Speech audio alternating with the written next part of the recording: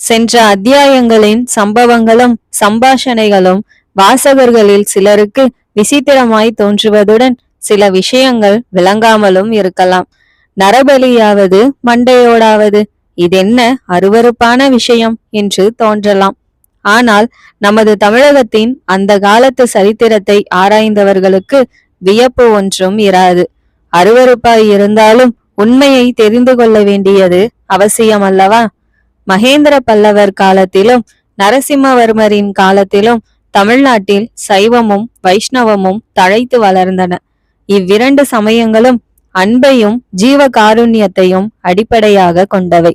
அப்போது தேய்ந்து போய் கொண்டிருந்த ஜைன பௌத்த சமயங்களின் நல்ல அம்சங்களை எல்லாம் சைவ வைஷ்ணவ மதங்களில் ஏற்கப்பட்டிருந்தன.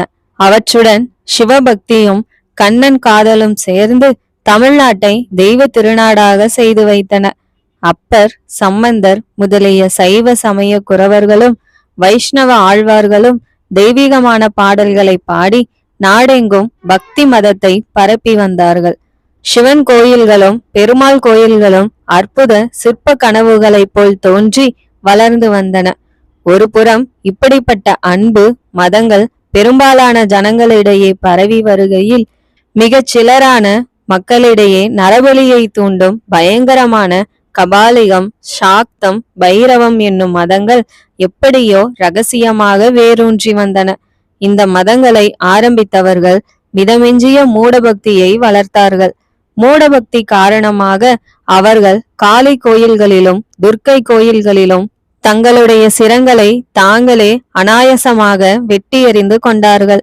இப்படி தங்களை தாங்களே பலி கொடுத்து கொள்வதால் அடுத்த ஜன்மத்தில் மகத்தான பலன்களை அடையலாம் என்று நம்பினார்கள். இம்மாதிரி நம்பிக்கைகளை வளர்ப்பதற்கு பூசாரிகளும் இருந்தார்கள். ஆங்காங்கு அடர்ந்த காடுகளிலும் மனிதர்கள் எளிதில் புக முடியாத மலை பிராந்தியங்களிலும் காளி கோயில்களையும் துர்க்கை கோயில்களையும் இவர்கள் நிறுவினார்கள். மகேந்திர பல்லவரின் காலத்தில் வடக்கே வாதாபியிலிருந்து புலிகேசி என்பவன் தமிழகத்தின் மீது படையெடுத்து வந்தபோது அவனுடைய சைன்யங்களுடனே மேற்கூறிய பயங்கர மதங்களும் தமிழ்நாட்டில் புகுந்தன.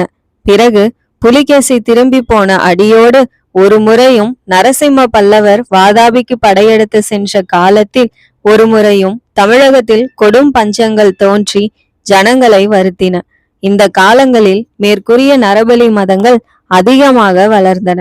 இந்த மூட மதங்களை வேரோடு களைவதற்கு நரசிம்ம சக்கரவர்த்தி பெரும் பிரயத்தனம் செய்து கொண்டிருந்தார்.